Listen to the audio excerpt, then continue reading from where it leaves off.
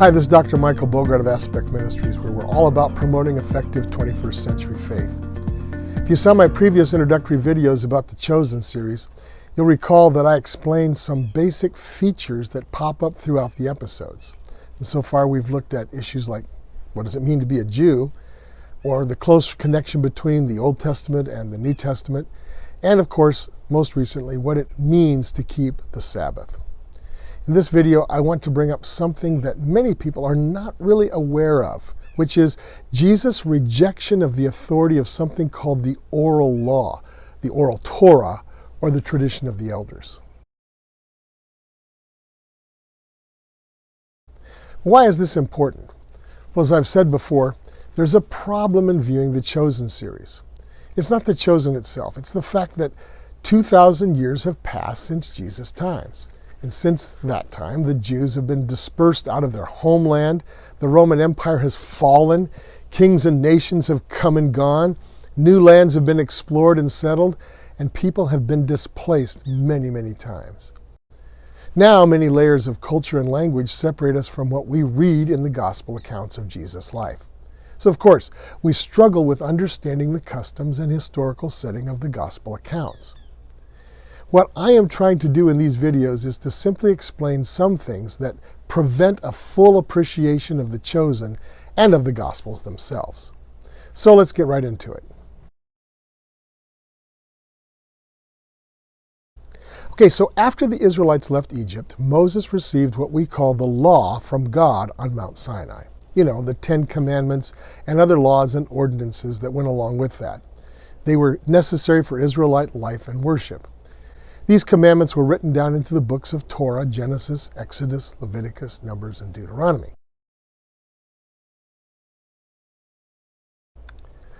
But according to traditional Jewish thinking going back centuries, Moses received more than just the written law during his meeting with God on Mount Sinai. Rabbinic tradition says that he also received something called the oral law. Now, the written law, or Torah, gives the basic commands and words of God. However, the rabbis argued that this written Torah often gives no explanations as to how these commands should be carried out. Hence, the oral Torah, or oral law. Rabbis claim the oral law is the necessary accompaniment to the written law, since it gives a wealth of detail about how the commands should be kept. In other words, traditional Judaism sees the oral law as filling in the gaps left in the written law in terms of how to obey the commandments, and that they're both from God directly. The only evidence that we have that Moses received the oral law is because the rabbis who insisted that the common people obey this oral Torah said so. And the oral law was just that, oral, passed down from one generation to another by the spoken words of the rabbis and committed to memory by young students. A famous example of someone who studied the oral law would be the New Testament apostle Paul, who had committed it to memory as a young Jewish student before his transformation into a follower of Jesus. As I said, the oral law was transmitted verbally from generation to generation. However, it eventually was written down. Why? Because of the destruction of Jerusalem and its temple in 70 AD, just a generation or so after Jesus' time. In the years that followed this catastrophe, the Romans killed and deported many Jews until in the 2nd century AD, few were left in the Holy Land.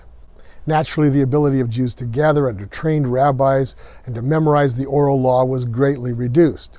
So around 200 AD, a rabbi named Judah the Prince compiled and edited the oral law into written form. That compilation is known as the Mishnah. Over the following centuries, generations of rabbis debated and wrote commentaries on the Mishnah. This collection is known as the Gemara. Together, the Mishnah and the Gemara form a massive collection of Jewish religious literature called the Talmud. Today, Jews of all groups rely on the Talmud to one degree or another. Now, like Paul, Jesus would have learned the oral law. He was certainly comfortable discussing it with all sorts of people. But here's where he got into trouble. Jesus did not buy into the notion that the oral law was given by God alongside the written law at Mount Sinai, or that it was a necessary explanation of what was written. He seems to have seen it as a set of man-made rules mandated by the elites as the way to keep the written law. In effect, Jesus taught that the rabbis' rules had pushed God's commandments into the background. Here's what Jesus said when confronted by religious leaders who were incensed that he and his disciples were violating the oral law, which Matthew calls the tradition of the elders. Some Pharisees and teachers of the law came to Jesus from Jerusalem and asked, "Why do your disciples break the tradition of the elders? They don't wash their hands before they eat." Jesus replied, "And why do you break the commands of God for the sake of your tradition?" Now that's from the Gospel of Matthew, chapter 15, verses 1 through 3. Notice that he said your tradition, not God's commands. He was echoing the words of the prophet Isaiah 700 years earlier, who wrote, "The Lord says, these people come near to me with their mouth and honor me with their lips, but their hearts are far from me. Their worship of me is based on merely human rules that they have been taught." That's from Isaiah 29:13. So Jesus taught that the oral law was not from God, but was just rabbis' opinions and rules accumulated over the centuries and therefore not binding like the written law. Jesus accused the leaders of mandating these rules and of elevating them even above the scriptures. Worse, Jesus went on to rebuke the leaders for making life so complicated that it caused people to despair at ever being able to please God.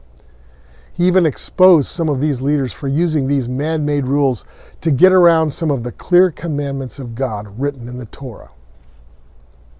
That's what Jesus is talking about when he says that he intends to shake things up.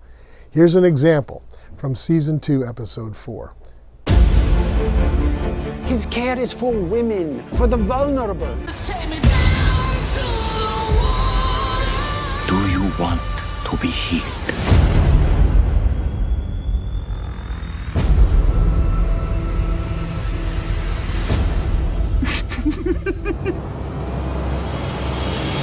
Blasphemy is not harmless. Well, the Pharisees were pretty upset. Sometimes you gotta stir up the water.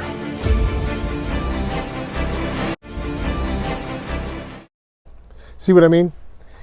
In healing the man at the pool of Bethesda on the Sabbath and telling him to pick up his bedding and carry it away, Jesus was openly challenging the Pharisees' obsessive control over God's law by using the oral law, and their obsessive need to control people's lives through all of that.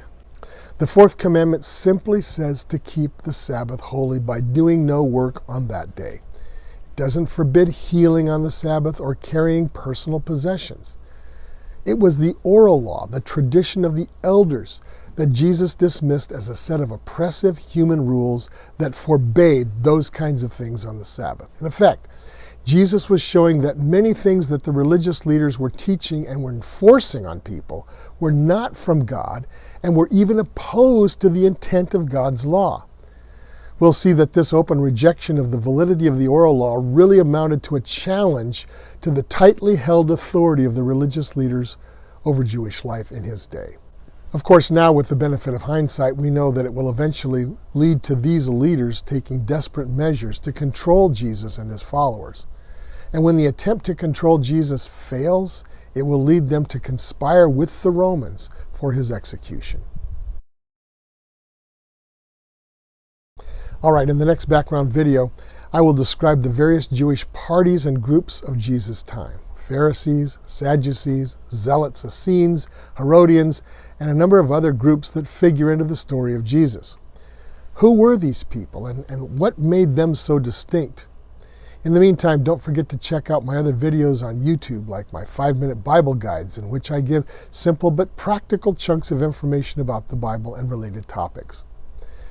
Also, take a moment to visit a couple of my websites. First is aspectministries.com, and then there's undiscoveredbible.com. And in both of these websites, you'll find an array of helpful and thought-provoking articles, media, and more. I hope my insights in this episode have been enlightening and have deepened both your appreciation and enjoyment of the chosen. Till next time, this is Dr. Michael Bogart with Aspect Ministries. See you then.